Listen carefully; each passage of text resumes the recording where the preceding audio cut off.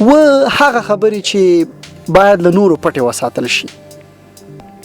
نن سبا زیاتره کسان د ټولنیزو رسنیو له لارې یا له نورو لارو د خپل ژوند په اړه هغه خبرې خلکو ته وایي چې باید پټې وساتل شي.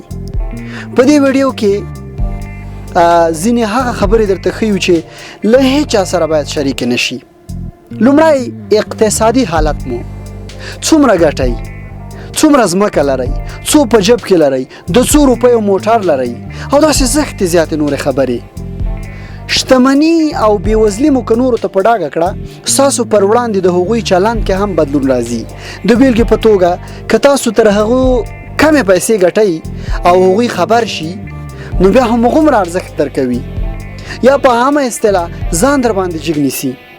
او که زیاتې پیسې هم لرئ او خلک در باندې خبر شي نو بخیلی در سره کوي او زړه کې قصد او کینه در سره پالي. دویم موخې او پلانونه مو شریکوئ. که تاسو خپله دنده بدلوئ، سوداګري پیلوئ یا ځینو نورو موخو ته ځان رسوئ، د ژوند له پلانونو مو خلک مه خبروئ. حتی که یو چا مشوره هم غواړئ، ډیر معلومات مه ورکوئ. د نه خبرولو لامل دا دی چې زیاتره وخت مونږ یو پلان ونیسو خو وروسته حالات داسې راشي چې له هغه کاره ولویږو یا له هغه کاره لاس په سر شو. دریم د خپل صمیمي او نږدې کس په اړه څوک مه خبروئ. هغه صمیمي کس هر څوک کېدلی شي، یوازې تاسو دواړه باید خبر یاست چې څومره یو بل ته ګران یاست او ترمنځ مو څومره اړیکې دي. نور خلک په ځان مه خبروئ. زیاتره مهال داسې کېږي چې یو هلک یا نجلۍ د خپلې مینې رازونه ملګرو ته وایي، هغه هم پرته د هغې یا هغه له اجازې څخه. دا کار ښه نه دی. دا خبرې هم باید پټې وساتل شي. څلورم سیاسي او دینی نظرونه. که سیاسي بحث په خپل ځای مناسبو خلکو او مناسب وخت کې وشي بده نه ده، خو له کورنۍ، ورور یا نورو ملګرو سره خپل سیاسي فکر مه شریکوئ. لامل یې دا دی چې شاید تاسو خپلو کې فکري اختلافات ولرئ. دا اختلافات ستاسو اړیکې اغېزمنوي، ژوند مو در تریخوي. شپږم د نورو رازونه مه وایئ.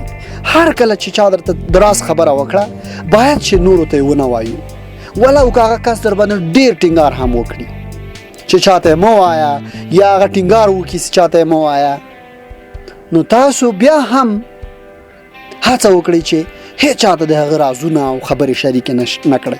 حتی خپلو ملګرو ته، کورنۍ ته مو، مېرمنې ته هم مه وایئ. دریم چې خبر سو په دغه مسله بیا خبره ډنډوره کیږي او ټول ترې خبرېږي او هغه کس ته چې دا خبرې تاسو ته کړې کیدای شي یو ډول زیان ورته ورسیږي. اووم روغتیایي ستونزې مو.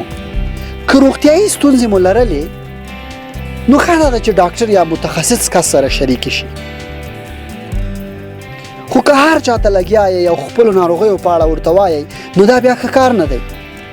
روغتیایي ستونزې که مو نورو ته په ډاګې کړې ښایي بله ورځ روغه هم شئ، خو هغه خلک به بیا هم درته په بله سترګو ګوري او د مریض فکر به درته کوي.